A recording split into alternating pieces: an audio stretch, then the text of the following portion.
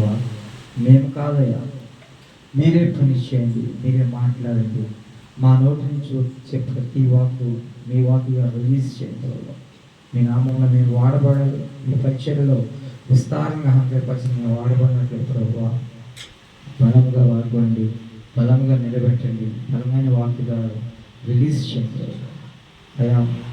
వాక్యం చెప్తున్న మేము కాదు, మీరు మీ వాక్యాన్ని బలంగా రిలీజ్ చేయండి సార్.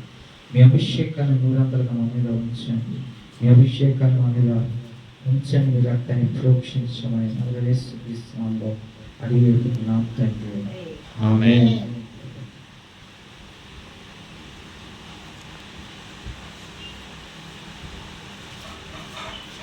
హల్లెలూయా, హల్లెలూయా,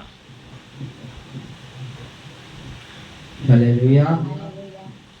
దేవుడు గత కొంతకాలంగా నాకు జ్ఞాపకం చేస్తున్న మాటలు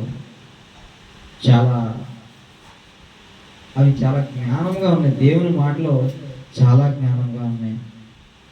ఏంటి అంటే నాకు ఆలాపన, అదేవిధంగా దేవుడు నాకు బయలుపరిచిన వాక్యం, ఈ వాక్యం అంటే నాకు అనిపించింది, అమ్మో ప్రభువా, ఈ వాక్యంలో ఇంత డెప్త్ ఉందా, ఇంత డెప్త్ కలిగి ఉందా. ఒక్క చిన్న వర్డ్, ఆ చిన్న వర్డ్లోనే ఇంత డెప్త్, ఇంత వాక్యం ఇచ్చావు ప్రభువా అని ఆశ్చర్యాన్ని కలిగజేసింది. ఒక గ్రామంలో 2 వ్యక్తులు ఇల్లు కట్టుకున్నారు. ఒక గ్రామంలో 2 వ్యక్తులు అంటే ఫ్రెండ్స్ అనమాట, వాళ్ళిద్దరు కూడా బెస్ట్ ఫ్రెండ్స్ అంటారు.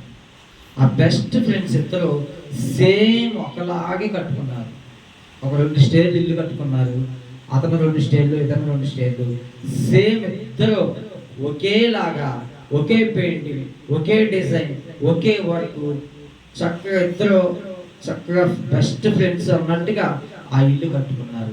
ఊరంతా చూసిన వారు అనుకుంటున్నారు, అమ్మో వీళ్ళిద్దరు అన్నదమ్ములా ఏంటి, అన్నీ సేమ్ టు సేమ్ ఉన్నాయి, ఇల్లు అంతా ఒకలాగే ఉంది, పెయింట్ అంతా ఒకలాగే ఉంది, డిజైన్ అంతా ఒకలాగే ఉంది, వీళ్ళిద్దరు అన్నదమ్ములు అనుకుంటారు. ఊరంతా కూడా అనుకునేవారంట అన్నదమ్ములేమో అని, కానీ వాళ్ళు బెస్ట్ ఫ్రెండ్స్ అంట. అయితే ఒక దినం నా ఇంటికి గృహప్రవేశం పెట్టుకున్నారు 2 ఫ్రెండ్స్.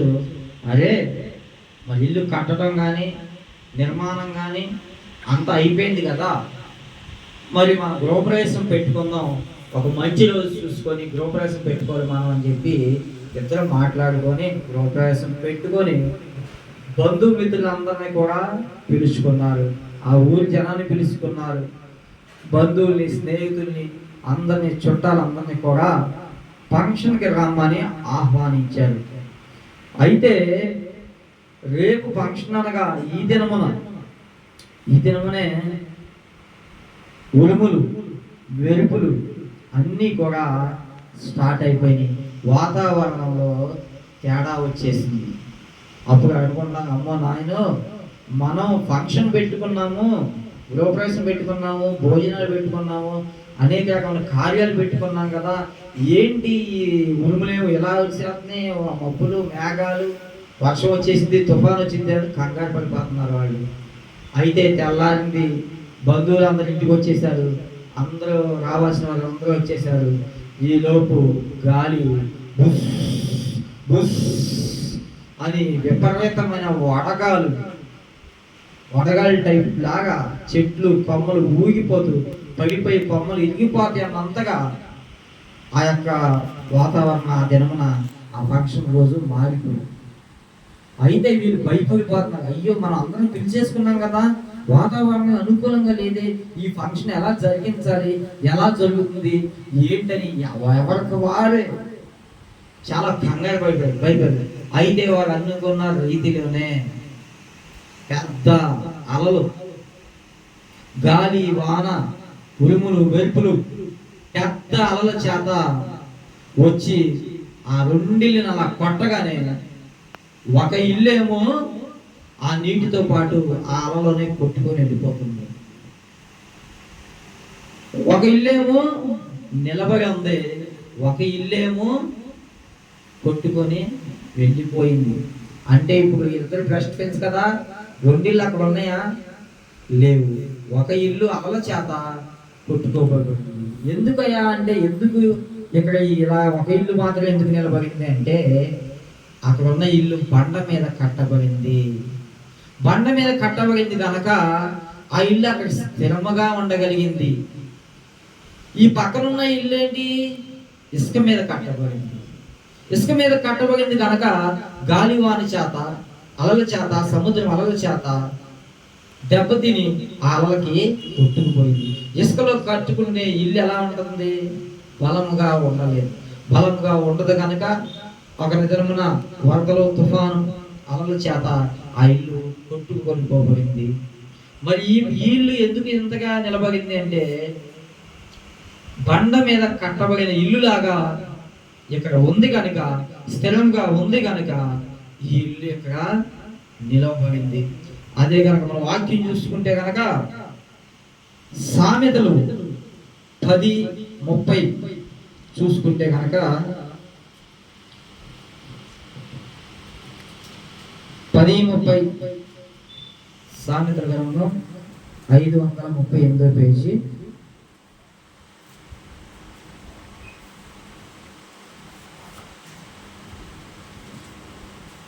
ఐదు 538 30 నీతిమంతుడు ఎన్నగను కదిలింపబడడు. ఏంటంటే, నీతిమంతుడు ఎన్నగను కదిలింపబడడు. 100% కరెక్ట్. అక్కడ నీతిమంతుడిగా ఒక బండ మీద ఉంది కనుక ఆ ఇల్లు కదిలింపబడలేదు. బలముగా అక్కడ ఉంది, బలముగా స్థిరముగా ఉంది. ఇసుకలో ఉన్న ఆ ఇల్లు కొట్టుకుపోబడిందంటే ఆ ఇంటి పరిస్థితి మనం అర్థం చేసుకోవాలి. అందులో బలము లేదు అని. ఆ విధంగానే 7వ వచనం చూసుకుంటే, 10లోనే 7వ వచనం చూసుకుంటే, నీతిమంతుని జ్ఞాపకం చేసుకొనుట ఆశీర్వాదకరము అగును. నీతిమంతుని జ్ఞాపకం చేసుకొనుట ఆశీర్వాదకరము అగునంట. నీతిమంతుడు ఎన్నడూ కదిలింపబడడంట. నీతిమంతుడి జ్ఞాపకం చేసుకుంటే ఆశీర్వాదకరం అంట. నీతిమంతుడు ఎన్నడూ కదిలింపబడడు అంటాడు. నీతిమంతుడు అంటే మనకు ఒక వ్యక్తి గుర్తుకొస్తాడు. ఎవరంటే యోబు. యోబు నీతిమంతుడిగా దేవుడే ఒక సర్టిఫికేట్ ఇచ్చాడు. మనకు ప్రపంచంలో ఒక క్రీడాకారులు అనుకోండి, మనకి ప్రధానమంత్రితో ఒక అవార్డు ఇస్తారు, మంచి క్రీడాకారుడు, బాగా ఆడతాడు అని. అలాంటిది నీతిమంతుడు అనగానే యోబుని జ్ఞాపకం చేసుకొని దేవుడే ఒక సర్టిఫికేట్ ఇచ్చాడు, ఇతను నా బిడ్డ. అయితే అపవాది గారు అంటున్నాడు, ఓరేనా అయ్యా, నువ్వు అన్నీ ఇచ్చావు కాబట్టి, ఆస్తిపాస్తులు అన్నీ ఇవన్నీ ఇచ్చావు కనుక తాను అలా నమ్మినట్టుగా ఉన్నాడు అంతే. అవన్నీ తీసేయండి దగ్గర నుంచి. నీతిగా ఉంటాడు, పడిపోతాడు, నీకు అర్థమైంది. వాటి నుంచి నువ్వు తీసేయంటే దేవుడు అంటున్నాడు, ఆహా అవునా, సరే నీకే అవకాశం ఇస్తున్నా, తీసేస్తా. అయినను అతను యోబు కదలబడడు, కదిలించబడడు, అలాగే ఉంటాడు. అంటే కుటుంబంలో ఆ బిడ్డల్ని తీసి పడేస్తాడు. అయితే వారు ఒకరోజు భోజనం చేస్తూ ఉండగా దూలం విరిగి వారి ఇంట్లో వాళ్ళందరి మీద పడి వాళ్ళు చచ్చిపోతారు. ఏ ఒకరే బతుకుతాడు, ఏ భార్య బతుకుతాడు. ఆ దూలం విరిగి పడి బిడ్డలు చనిపోతారు. అయితే బిడ్డలను తీసేశాడు, ఆస్తిని తీసేశాడు, తనకున్న ఐశ్వర్యం మొత్తం, బలం, తాను అనుకున్న అన్నీ తీసేసేసాడు. అయినను యోబు కదిలించబడలేదు. చివరికి ఈ అపవాది గారు తన భార్యలో చేరి, ఎందుకయ్యా మనకి కోటీశ్వరం, ఆస్తి పోయింది, పిల్లలు పోయారు, మనకు అన్నీ పోయి, ఇంకేముంది మన జీవితంలో, ఒక్కసారి దేవుణ్ణి దూషించి చనిపో అను. మామూలుగా అనొచ్చు కాబట్టి దూషించి చనిపో అనడం ఎందుకు? దూషించు అనే మాటతో స్టాప్ చేసేస్తే సరిపోదు.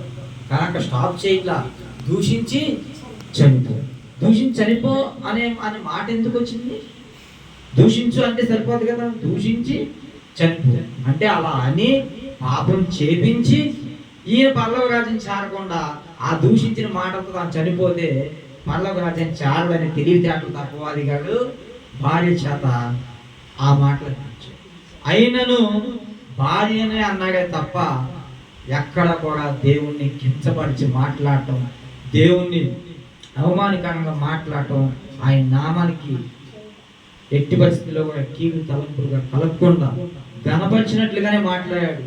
అప్పుడే దేవుడు చూసావా నేను నువ్వు ఎన్ని టెస్టులు పెట్టినా దానికి చీదర పెట్టాడు. చివరికి ఊరంతా చీదరించుకునే చీదర చిల్లపెంగుతో గీసుకొని ఒళ్ళంతా గీరుకుంటాడు. ఎంత పబ్లిక్ లో ఉన్నా సరే మనం మామూలుగా ఒళ్ళు ఇలా గీరుకోవడానికి సిగ్గుపడతాం, మరి ఎంతమంది పబ్లిక్ లో ఉన్నా సరే పగ గీరుతానే ఉంటాడు. చూసే వాళ్ళకి మనకి ఎంత అసహ్యం వస్తుంది. అటువంటి వ్యాధిని పెట్టాడు. అయినా కూడా దేవుగా నేను తప్పని చేశాను, ఎందుకయ్యా నాకు ఈ వ్యాధి పెట్టావు అని ఒక్కనాడు ఒక్క మాట కూడా యోబు జీవితంలో జరిగినట్లు లేదు, అనలేదు, దూషించలేదు. దేవుడే ఇచ్చాడు, దేవుడే తీసుకున్నాడు. అందుకే అంటున్నాడు నీతిమంతుడు ఎన్నగను కదిలింపబడగంట. అదనగా నీతిమంతుని జ్ఞాపకం చేసుకునుట ఆశీర్వాదకరం అంటాడు. ఈ దినమున మన లోకంలో చూస్తుంటే పట్లాటికి వెళ్ళే వాళ్ళని చూసి గణపరుచుకుంటున్నారు, తోటలాటలకు వెళ్ళే వాళ్ళని చూసి గణపరుస్తున్నారు. బాగా డాన్స్ ఎత్తే వాడు మంచి డాన్సర్ రా అంటున్నాడు, బాగా బూతులు బాగా తిడతాడు రా అంటున్నారు, బాగా కొట్టాడు బాగా కొడతాడు రా అంటున్నారు. వాళ్ళు ఏ లోక సంబంధ విషయం ఏది మాట్లాడినా కూడా వాడిని గణపరుస్తున్నారు. ఎక్కడ వాక్యం ఏమంటుంది? నీతిమంతుని జ్ఞాపకం చేసి ఆశీర్వాదకరం అంటుంది. నీతిమంతుని ఎవరైనా జ్ఞాపకం చేసుకున్నారా అంటే జ్ఞాపకం చేసుకోవట్లేదు. అస్సలు నీతిమంతుని జ్ఞాపకం చేసుకోవట్లా. ఎందుకంటే ఇంకో ఎగ్జాంపుల్ చెప్తాను. కీర్తన గ్రంథము 119:50 చూసుకుంటే కనుక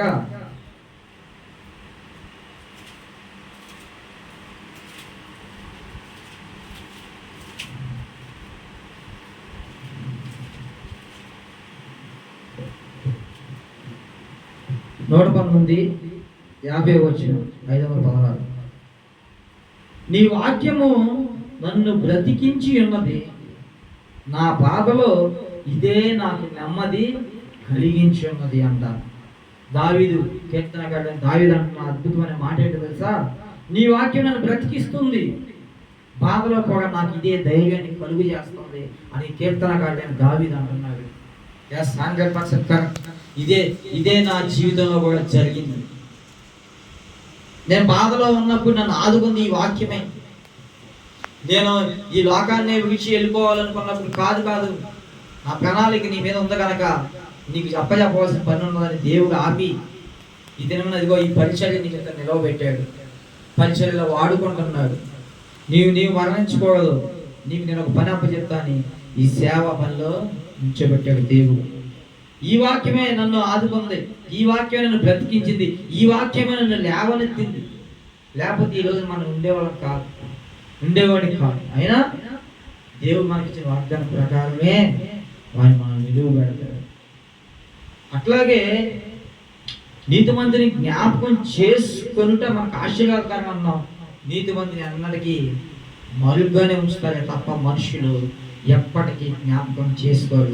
చెడ్డవాడిని క్షణం తలుచుకుంటాడు. వాడు పెద్ద రౌడీ అంట, వాడు పెద్ద డాన్సర్ అంట, వాడు పెద్ద రాజకీయవేత్త అంట, వాడు పెద్ద మనగాడంట, ఇదే ఇలా జ్ఞాపకం చేసుకుంటారు. కానీ నీతిమంతుని ఎన్నటికీ ఈ లోకంలో జ్ఞాపకం చేసుకోరు కూడా. అలాగే నా జీవితంలో కూడా ఎన్నో సన్నివేశాలు ఉన్నాయి. నేను దేవుళ్ళలో ఎదిగి వాక్యంలో ఎదిగి ఇక పరిచర్యలోకి దిగిపోయిన తర్వాత నన్నంటే ప్రేమించే నా బంధువులు లచ్చు ఉంటే బాగుండు, మాకు భలే సందడిగా ఉంటుంది, సరదాగా ఉంటుంది, వాడు ఉంటే చక్కగా ఒక ఎనర్జీగా ఉంటుంది, వాడు ఎక్కడుంటే అక్కడ సందడి అని మురిసిపోయే నా బంధువులకే ఈరోజు నేను నచ్చని పరిస్థితి అయిపోయాను. ఎందుకంటే ఎప్పుడైతే వాక్యంలో మనం ఎదుగుతామో వారికి నచ్చే పరిస్థితిగా మనం ఉంటాం.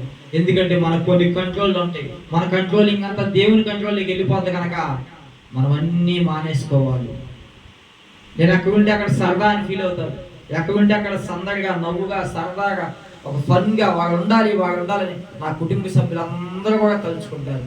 ఈ దినమున అవన్నీ నేను కట్ చేసేసాను. ఎందుకంటే సేవకుని జీవితంలో అవి ఉండవు కనుక కట్ చేసుకున్నాను. వాడు ఉండాలి, వాడంటే నవ్విస్తాడు, చక్కగా ఉంటారు, సరదాగా ఉంటారు, వాళ్ళు ఉంటేనే ఒక ఫన్, చుట్టాలందరికీ ఒక ఎనర్జీగా ఉంటుంది. కానీ ఇవన్నీ కూడా నా జీవితంలో తొలగించబడ్డాయి. ఆ విధంగా సేవకి ఎప్పుడైతే నిలబడ్డామో, సమర్పణ జీవితం చేసుకున్నామో, దేవుళ్ళు ఎప్పుడు ఎదుట మొదలుపెట్టామో, ఏ ఒక్కరికి నచ్చని పరిస్థితిలో నేను మారిపోయాను. నా ఊర్లో, ఈ గ్రామంలో నా గురించి వ్యతిరేకంగా మాట్లాడుకునే వాళ్ళు ఉన్నారు, తిట్టుకునే వాళ్ళు ఉన్నారు, వ్యర్థంగా నా గురించి మాట్లాడుకునే వాళ్ళు ఉన్నారు, నాకు మన అనేక మంది ఉన్నారు మాట్లాడుకున్నారు. ఎందుకంటే ఎప్పుడైతే మనం దేవుని సేవలో నిలబడతామో, దేవుడికి నచ్చుతామో, మనుషులకి నచ్చము. అదే ఇరుగు పొరుగు వాళ్ళు ఉంటారు, అబ్బా నువ్వు అలాగా, నువ్వు ఇలాగా అని ఎప్పుడైతే మనకి మెచ్చుకుంటారో ఖచ్చితంగా మనం పడిపోయినట్టే. ఎప్పుడైతే మనకు అవమానాలు వస్తాయో, శ్రమలు వస్తాయో, నిందలు వస్తాయో, ఎప్పుడైతే మనల్ని వ్యతిరేకంగా మాట్లాడతామో అప్పుడే విజయం ఉంటుంది. శ్రమల గుండా వెళ్తేనే సిలువ మార్గం అంటున్నాడు దేవుడు. కాబట్టి మనకు శ్రమలు లేవు, కానీ ఇళ్ళ పక్కల వాళ్ళు ఏమనుకుంటారో, వీళ్ళు ఏమనుకుంటారో పలకరింపులు హృదయంలోని హృదయం ఒకలాగా బయట ఒకలాగా జీవిస్తున్నారు. వాళ్ళు ఏమనుకుంటారు, వీళ్ళు ఏమనుకుంటారు అని నీతి మందిని జ్ఞాపకం చేసుకోండి ఏ రీతిగా మరుగుపరుస్తున్నారో అట్లాగే లోకంలో కూడా అందరూ నటనతో జీవిస్తున్నారు తప్ప ప్రేమపూర్వకమైన జీవితం ఎవరికి లేదు. ఇరుగు పొరుగు వారికి మన అబ్బా నువ్వు సూపర్ అంట, నువ్వు అదంట ఇదంట అని ఎప్పుడైతే పొగడ్తలు వస్తాయో మనం దేవుళ్ళు లేనట్టే. ఎప్పుడైతే మనల్ని పొగిడారో మనం దేవుళ్ళు లేనట్టే. ఎప్పుడైతే మనం తిట్టారో, ఎప్పుడైతే మనకు శ్రమలు వస్తున్నాయో, ఎప్పుడైతే మన మీద నిందలు మాపబడుతున్నాయో, ఎప్పుడైతే శ్రమలు మన మీద ఉన్నాయో అప్పుడు దేవుని చిత్తంలో మనం ఉన్నాం అన్నమాట. ఎప్పుడైతే లోకం చేత మెప్పు పొందుతామో మనం దేవుళ్ళలో పడిపోయినట్టు లెక్క. ఎప్పుడైతే దేవుని చేత మెప్పించబడి ఆయన చిత్తంలో నడవబోగిస్తున్నామో అప్పుడు ఆయన లెక్కలో ఉన్నట్టే. శ్రమలు ఉండాలి, అవమానాలు ఉండాలి, నిందలు ఉండాలి. అదే దేవుని మార్గం. సంఘాల్లో కొంతమంది చాలా మంది పూడేస్తారు, నువ్వు సూపరు, నువ్వు ఇక్కడ లేకపోతే ఇక్కడ ఏమీ లేదు, నువ్వు ఈ చర్చిలో లేకపోతే అదేముండదు, నువ్వే మనగాలి, నువ్వే చర్చిలో మనగాలి, నువ్వు లేకపోతే అసలు అలా ఉంది ఎలా ఉంది అలా మాట్లాడదు. అది కాదు. మన గురించి ఎప్పుడైతే బ్యాడ్గా మాట్లాడితే మనం దేవుళ్ళో ఉన్నట్టే. నా గురించి అనేక మంది మాట్లాడుకుంటా ఉంటారు, అయినా నేను దేవుళ్ళో లేకుండా పోయాను, దేవుళ్ళో ఉన్నాను కాబట్టి నన్ను ఎంతమంది తిట్టుకున్నా అది నాకు ఆశీర్వాదకరమే. అందుకే దేవుడు అంటున్నాడు, నీతి మందిని జ్ఞాపకం చేసుకుంటా నాకు ఆశీర్వాదకరమే. యోబుని దేవుడే ప్రత్యేకంగా సాక్ష్యం ఇచ్చాడు. ఈ లోకంలో ఒక్క మనుషుని గురించి అయినా దేవుడు సాక్ష్యం ఇవ్వడానికి భయపడుతున్నాడు. ఇదిగో వీడు నిలబడతాడా అని అంటే కాన్ఫిడెంట్ ఆయనకే లేదు. ఆ రీతిగా మనుషులు ఉన్నారు. మనుషులు ఎప్పుడు కూడా మన అవసరం కొద్దీ మనం వాడుకుంటారు, తర్వాత విడిచిపెడతారు. అదే దేవుడైతే మనల్ని ఎప్పుడు పట్టుకుంటాడు, వెన్నుండి మన చెయ్యి విడవడు, మన చెయ్యి విడవడు, కానీ మనమే ఆయన చెయ్యిని విడిచిపెడతాం. మనిషి ఈ లోకం శాశ్వతమనేది కాదు. మనుషులు ఎప్పుడు కూడా వారి అవసరాన్ని బట్టి, అవసరతను బట్టి మనల్ని అనేక రకాలుగా వాడుకుంటారు, కానీ అదే దేవుడైతే మన చెయ్యి అన్నటికీ విడిచిపెట్టాడు. హల్లెలూయా. ఇదే కనుక 119 చూసుకుంటే కనుక 119:72 వచ్చిన చూసుకుంటే కీర్తన గ్రంథం, వేల కొలది వెండి బంగారు నాణముల కంటే నీవిచ్చు ధర్మశాస్త్రము నాకు మేలు. 100% ఈ యొక్క దావీదు అంటున్నాడు, ప్రభువా ఈ లోకంలో ఉన్న వెండి కన్నా, బంగారం కన్నా, దేనికైనా, ఆస్తులకైనా, పాస్తులకైనా ఇవేవి నాకొద్దు. నీవిచ్చు ధర్మశాస్త్రమే నాకు జీవాహారం, మేలును కలుగు చేస్తుంది, జీవితాన్ని ఇస్తుంది, నా జీవితాన్ని నీలో కలుపుతుంది. ఈ లోకంలో ఏది శాశ్వతం కాదు. ఈ బంగారం, ఈ ధనము, ఈ డబ్బు, ఈ లోకం అంతా కూడా నాకు ఏది కాదయ్యా, నీవిచ్చు ధర్మశాస్త్రం నాకు ఎంతో మేలయ్యా అని కీర్తనకారుడు ఎంతగా వేడుకుంటున్నాడు. 100% ఈ దిన ఈ లోకంలో ఉన్నది ఏది కూడా మనతో రాదు, ఎన్నటికి రాదు, మనతో రాదు. మనం మట్టిలో కలిసిపోవడం తప్ప మనతో ఏది కూడా మన వెంట రాదు. కాబట్టి ఆయన ఇచ్చిన ధర్మశాస్త్రమే మనకు మేలు. ఆ ధర్మశాస్త్రం ప్రకారం నడవాలి, బైబిల్ చదువుకుంటూ అందులో ఏముందో అది ఫాలో అవ్వాలి, ఆ ధర్మశాస్త్రం మీద నిలబడాలి, నడుచుకోవాలి అని కీర్తనకారుడు ఏ రీతిగా మాట్లాడుతున్నాడు. అదేవిధంగా 119, 127 చూసుకుంటే, బంగారం కంటేను, అపరంజి కంటేను నీ ఆజ్ఞలు నాకు ప్రియముగానున్నాయంట. బంగారం కన్నా, అపరంజి కన్నా నీ ఆజ్ఞలు నాకు చాలా ఇష్టము ప్రభువా. వీటన్నిటికన్నా నీవే నాకు ఇష్టమయ్యా, నీ ఆజ్ఞలు ఇష్టమయ్యా, నీ ఆజ్ఞలు ఏంటి చెప్పయ్యా ఆజ్ఞల ప్రకారం నేను నడుచుకుంటా, అవన్నీ నాకు ఇష్టం ప్రభువా అని దావీదు ఎంతగా అడుగుతున్నాడు, ఎంతగా ప్రాధేయపడుతున్నాడు దేవుని. ఏ రీతిగా అడుగుతున్నాడు దావీదు అంతగానో. శ్రమలు సేవకుడే, గొప్ప సేవకుడే, కానీ ఎన్ని శ్రమలు పడ్డాడో, ఎన్ని బాధలు పడ్డాడో అంతగా ప్రభుని వేడుకున్నాడు, హత్తుకున్నాడు. అదే 119లో చూసుకొని 105 చూసుకుంటే కనుక, నీ వాక్యము నా పాదములకు దీపమును నా త్రోవకు వెలుగునై ఉన్నది. హల్లెలూయా.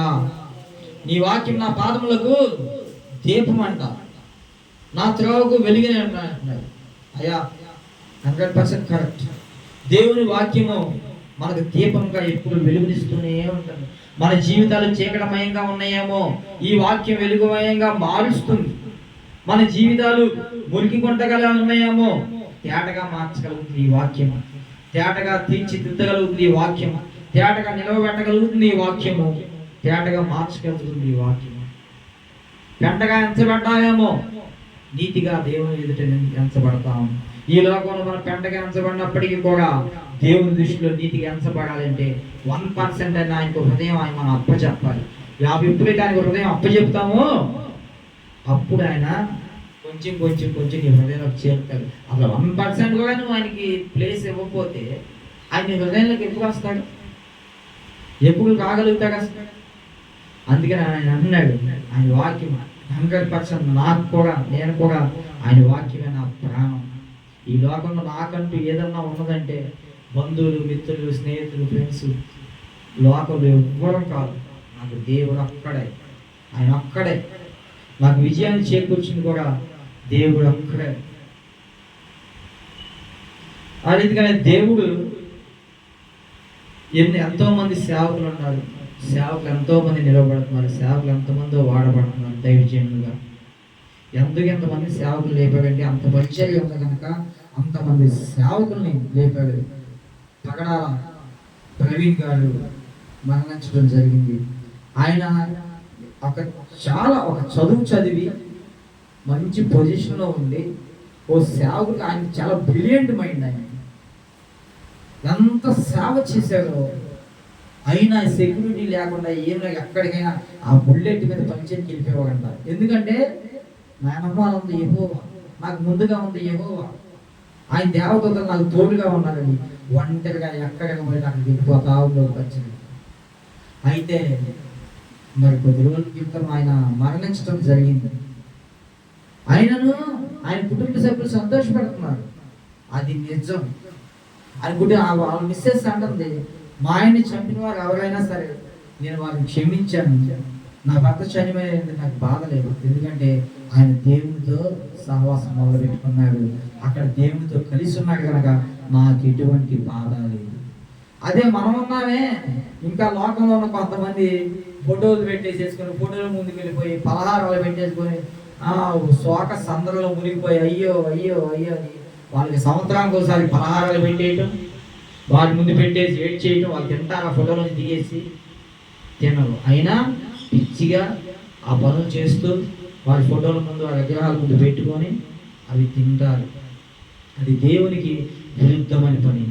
ఒక దైవజనుడు చనిపోయాడు, అయినా భార్య ఎంత గొప్పగా అక్కడ మాట్లాడగలుగుతున్నారు. ఆవిడ నా భర్త చంపిన వారిని ఎవరైనా సరే నేను కంప్లీట్గా వారిని క్షమించాను, నాకే కోపం లేదు, మామూలుగా అయితే చంపేస్తాను అని చేస్తే వాళ్ళు శిక్ష చేయాలని మాట్లాడతారు. కానీ ఆవిడ అంటుంది, నా భర్తను ఎవరు చంపిన వారిని నేను క్షమించేశాను అన్నది. ఎందుకని ఆవిడ ఆ మాట్లాడుతుందంటే, నా భర్త దేవునితో సహవాసం మొదలుపెట్టుకున్నాడు, ఆయనతో కలిసిపోయాడు, ఆయనతో ఉన్నాడు, ఆయన రాజ్యంలో ప్రవేశించాడు అనేది ఈ కుటుంబ సభ్యులు, ఆ భార్యకి ఫుల్ కాన్ఫిడెంట్గా తను మాట్లాడుతున్నాడు. ఆ దేవునితో సహవాసం నాకు భర్తకు లభించింది, ఆయన త్వరగా వెళ్ళిపోయి దేవుని కలుసుకున్నాడు అబ్బా అని సంతోషపడింది తప్ప ఎక్కడ బాధ. అదే లోకంలో ఉన్న మనమైతే కనుక ఏడుపులు, పెడబొగ్గులు, 10 రోజులు, 20 రోజులు, 30 రోజులు ఏడ్చేసి అంతగానో ఏడ్చారు. కానీ నేను కూడా సంతోషించాను. అదే సేవలో 100% అదే నిజం. దేవునితో ఎంత తొందరగా మనం మాట్లాడగలుగుతా వెళ్ళిపోతే అంత ఆనందం. నేను కూడా అదే కోరుకుంటాను ఎప్పటికీ కూడా. ప్రభువా నేను తొందరగా చూసే ధన్యత నాకు ఇవ్వ అనుకుంటా. ఎందుకంటే ఈ లోకంలో చూడకొని అనేక సందర్భాలు సన్నివేశాలు ఉన్నాయి. వాటన్నిటిని చూడటం కన్నా దేవునితో అక్కడ ఉండటం నాకు చాలా ఇష్టం. ఈ విధంగా లోకాలు అనేక రకాల భూకంపాలు, పాపాలు అనేక రకాలుగా పెరిగిపోయి ఎందుకు ఈ రకంగా మన వరదలు కూడా వచ్చింది. చిన్న ఎగ్జాంపుల్ చెప్తాను. వరదలు కూడా మనకి వచ్చింది. దేవుడు మనం చేసే పాపాన్ని కొంత కొంతగా చూస్తున్నాడు, మారుతారు. రోజు ఆయన కన్నీరు కొంచెం కారుస్తూ ఉన్నాడు. రోజు కొంచెం కారుతున్నాడు కన్నీరు. అయ్యా నా బిడ్డలు మారరా ఏంటి? నా బిడ్డలు మారండి, తెలుసుకోండి, మారు మనసు పొందుకోండి, మారు మనసు రక్షణ అనుభవంలోకి రండి, బాప్తిజం పొందండి, మారు మనసు కలుగు చేసుకోండి. దేవుడు రోజు ఏడుస్తున్నాడు. నా బిడ్డలు మారుతారు, నాతో సహవాసం కలుపుకుంటారు, నాలో కలుస్తారు. మూడవ దినమున నేను ఏ రీతిగా సజీవుడినై ఉన్నాను, నా బిడ్డలు కూడా అట్టి మాదిరిగా సజీవుల లెక్కలో ఉండాలి అని దేవుడు రోజు ప్రార్థన కన్నీరు కారుస్తూనే ఉన్నాడు. ఈ కన్నీటి పొట్టు దేవుని కన్నీరు కొద్ది రోజుల తర్వాత ఈ మనం మొంతలో డబ్బులు ఎత్తే మొంతలో రోజు రూపాయి వేసుకుంటా వెళ్తే కొద్ది కాలానికి మొంత నిండిపోయిన తర్వాత ఏం చేస్తాం? డబ్బా నిండిపోయింది, పగలగొట్టాలని పగలగొట్టాలి. అట్లాగే దేవుని కన్నీరు కూడా ఎక్కువైపోయింది. ఏడ్చి అని కన్నీరు బాగా ఎక్కువైపోయి ఈ వరదల రూపంలో వచ్చేసి పాపాన్ని కడిగేసి తీసివేసి అనేక మందికి నష్టం కలిగజేసి వరదలు, సముద్రం ప్రవాహం, వడగాళ్ళు, వీధులుగాళ్ళు, సముద్రం అలలు అంతంత ఎత్తున ఎక్కువ లేనంతగా అంతంత ఎత్తున ఎగిసి పడుతున్నాయి. వరదలు, వర్షం అనేక రకాలుగా ఎందుకు వస్తున్నాయంటే ఆయన దుఃఖాన్ని చూపించాడు. ఎంతకాలం ఓపిక పడతాడు? తండ్రి అయినా ఇంట్లో తండ్రి కొడతా ఉంటాడు కొడుకు, అరే సిగరెట్లు తాగుతున్నావు, ముందు తాగుతున్నావు, నీ జీవితం ఏమైపోతున్నావు, ఎలా పాడైపోతున్నావు, గంజాయి తాగుతున్నావు, సిగరెట్లు తాగుతున్నావు, ముందు తాగుతున్నావు, ఎందుకు నీ జీవితం పాడు చేసుకుంటాను తండ్రి వాడికి 2 సార్లు చెప్తాడు, 3వ సారి చెప్పలేక తానే ఒక మూల కూర్చొని ఏమిస్తాడు, నా కొడుకు ఎట్లా అయిపోయాడు ఏంటని. అట్లాగే ఈ దినంలో మన జీవితంలో దేవుడు కూడా మనకి చెప్పి దర్శనాల ద్వారా, కళల ద్వారా, వాక్యం ద్వారా మాట్లాడి చెప్తా ఉంటాడు. ఒక దినం ఆయన కన్నీళ్ళు ఎక్కువైపోతాయి. ఆ కన్నీళ్ళలో మనం కొట్టుకుపోతాం. అప్పుడు మనం ఎక్కడంటాం? కొట్టుకుపోతే నష్టంలోనే ఉంటాం. ప్రాణ నష్టం అవ్వచ్చు, ఆస్తి నష్టం అవ్వచ్చు, ఇంకా వేరే నష్టం ఇంకేదైనా అవ్వచ్చు. కాబట్టి ఆయనకు బహు దుఃఖాన్ని కలిగిస్తున్నారు లోకంలో ఉన్న ప్రజలు. ఆయన దుఃఖాన్ని రెట్టింపు చేస్తున్నారు తప్ప ఆయన దుఃఖాన్ని తగ్గించడం లేదు. కాబట్టి దేవుడే ఆ దినమున యోబు గురించి సాక్ష్యం ఇచ్చాడు. ఈ బిడ్డ ఎంతైనను కూడా నీతి మందినిగా ఉండడానికి కాదు, కదిలించబడడు అని. ఈ దినమున ఒక్క మనిషి కోసం అన్న దేవుడి సాక్ష్యం ఇవ్వగలడా అనే ఆశ్చర్యాత్మక క్వశ్చన్ అయితేనే ఇవ్వగలడా అనే భయం వేస్తుంది. ఆ రీతిగా మనుషులు ఉన్నారు. కాబట్టి ఈ దినమున ప్రజలు మందిరానికి వస్తున్నారు, సంఘం మీద అడుగుతున్నారు, పాస్టర్ మీద అడుగుతున్నారు. అలగవలసింది ఎవరి మీద కాదు. ఇంకా నీకు పట్టుదల దేవుని మీద ఎక్కువ అవ్వాలి తప్ప సంఘం మీద అలగటం, మనుషుల మీద అలగటం ఇవి కాదు. నీతి మంతుడికి అన్నటికీ కదిలింపబడడు. ఎప్పటికీ కదా ఒకరి ద్వారా నీతి మంతుడికి ఎప్పుడు కదిలింపు. వాడు నన్ను అలా అన్నారు, వాడు నన్ను ఎలా అన్నారు, పాస్టర్ గారు నన్ను అలాగన్నారు, పాస్టర్ గారు నన్ను ఎలా అన్నారు, ఆ సంఘస్థుడు అలా అన్నాడు, ఇలా అన్నాడు. ఎప్పటికీ నీతి మంతుడు కదలబడడు, కదిలించబడడు. కాబట్టి పాస్టర్ ఏదో అన్నారని అలగటం, సంఘస్థులు ఏదో అన్నారని అనటం, సంఘస్థులు ఏదో అన్నారు మందులు మాట, ఇవి మన జీవితంలో కాదు. కాబట్టి అక్కడ అంటున్న మాట ఏంటంటే నీతి మంతుడికి అన్నిటికీ కదిలింపబడాడు. కాబట్టి మనం ఎవరో ఏదో అన్నారని అన్నటికీ కదిలింపబడకూడదు. కదిలింపబడ్డామా నీతి మంతుని లిస్టులో మనం లేనట్టే. యోగ లిస్టులో మనం కూడా ఉండాలని దేవుని ప్రార్థిద్దాం. ఆయనలాగే మనం కూడా ఎన్ని సమస్యలు వచ్చినా, ఎన్ని శ్రమలు వచ్చినా ఏంటి ఆయన కోసం నిలబడదాం, ప్రార్థన చేద్దాం. తిరిగి మనం ఆయనతో కలుసుకొని ఆయన రాజ్యంలో సంతోషంగా ఉండొచ్చు, ఆనందంగా ఉండొచ్చు. ఆయనతో మంచి విందు ఉంటుంది, మంచి భోజనం ఉంటుంది, మంచిగా ఆయనతో సహవాసం ఉంటుంది అక్కడ. కాబట్టి మనం ఎంతగానో ఈ దినమున ప్రార్థన చేద్దాం. 100% మన జీవితం ఆయనతో, మన లక్ష్యం ఆయనతో. ఆయన వాక్యం మనల్ని బ్రతికిస్తుంది, 100% బ్రతికిస్తుంది. ఆయన వాక్యమే బ్రతికిస్తుంది. లోకంలో బంధువులకి చుట్టాలకి విలువిస్తున్నారు వాక్యం. వాళ్ళు ఏమనుకుంటారో వీళ్ళు ఏమనుకుంటారో చుట్టాలు అని ఏదన్నా మనం విలువించుకుంటే బంధువులకు విలువిస్తున్నాం తప్ప దేవుడు ఏమనుకుంటాడో మందిరం ఎగ్గొడితే మనం ఈ దిన మందిరానికి వెళ్ళకపోతే దేవుడు ఏమనుకుంటాడో అనే క్వశ్చన్ మార్క్ కూడా మానవ హృదయంలో అక్కగా ఉండట్లా. బంధువులు ఏమనుకుంటారో, మనం ఈ ఫంక్షన్కి వెళ్ళకపోతే బంధువులు ఏమనుకుంటారో, వాళ్ళు ఏమనుకుంటారో, వీళ్ళు ఏమనుకుంటారని నిలిచిపోతాం. కానీ నా ప్రభు ఏమనుకుంటాడు, ఈ దినం నేను మందిరంకి వెళ్ళకపోతే నా ప్రభు ఏమనుకుంటాడు, ఈ దినం నేను మందిరంలో అటెండ్ అవ్వకపోతే నా ప్రభు ఏమనుకుంటాడు, నా ప్రభు ఏమనుకుంటాడని నా హృదయంలో గట్టిగా దుఃఖం ఉండాలి. ఎందుకంటే మనం మనం మనం చనిపోతే మనుషులు తీసుకెళ్ళి మట్టిలో పడేస్తారు. కానీ దేవుడు అక్కడ చేర్చుకోవాలంటే మన హృదయానికి ఇంపార్టెంట్. మన బాడీ మనుషులకి శాశ్వతం. తీసుకెళ్ళి చక్కగా నలుగురిని మోసుకెళ్ళి అక్కడ పడేస్తారు. అది మనుషులకి శాశ్వతం అంతే. వాళ్ళు కంప్లీట్గా భావించుకోరు కదా. చచ్చిపోయిన కాడి నుంచి ఈ బాడీని ఎప్పుడు పడేద్దామా ఎత్తండి అంటారు. అంతేగాని కాసేపు ఉంటుందయ్యా కాసేపు ఉంటుందని ఎంత గొప్పగా సరే అంటారా? ఇంకొంచెంసేపు చూద్దాం శవాన్ని, ఇంకా కొంచెంసేపు చూద్దాం ఉంటుంది అంటారా? బ్రతికున్నంత వరకే మనిషికి విలువ. నీవు వాక్యంలో ఉన్నంత వరకే నీకు విలువ. నీవు మరణించిన తర్వాత అయ్యో ప్రభువా నాకు భూలోకంలోకి వెళ్ళి ఒకసారి అవకాశం ఇయ్యా, నా వాళ్ళకి చెప్పుకుంటాను, నా వాళ్ళని మార్చుకుంటానంటే అవకాశం ఉండదు. ఈ భూమి మీద నువ్వు ఉన్నప్పుడే సరిదిద్దుకోవాలి. చనిపోయిన తర్వాత మరలా నీకు అవకాశము రాదు. కాబట్టి బ్రతికుండగానే మనం కూడా ఆయన కూడా సజీవుల లెక్కలో ఉండాలని, నీతిమంతుల్లాగా కదిలింపబడుకోకుండా ఉన్నట్లుగా ఈ యొక్క వాక్య ఉద్దేశాన్ని ప్రభు నాతో మాట్లాడారు. ఈ బలమైన వాక్యం ద్వారా ప్రభు మాట్లాడిన పొందనాలు తండ్రి.